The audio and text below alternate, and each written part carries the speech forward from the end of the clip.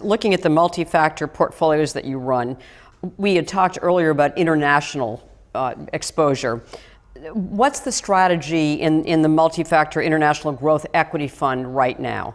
So imagine thinking that a small country should potentially earn a greater rate of return than a large country.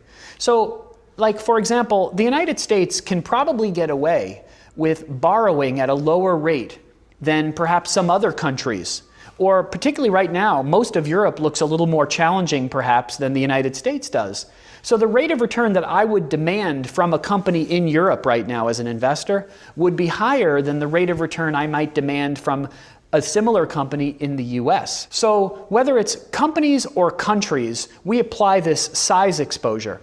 So one of the ways we do that is, rather than using a market capitalization weighted strategy at the country level, we actually don't allow any one country to become more than 12% of our portfolio. So big countries like Japan or the UK may end up being underweight in our strategy, versus smaller countries might end up being overweight. And the idea is not that we're timing what country to be in. We just don't want any one country to be too large a percentage of the portfolio, and we want to have more exposure to the riskier small countries and less exposure to what the markets perceive to be the safer, stronger, bigger countries.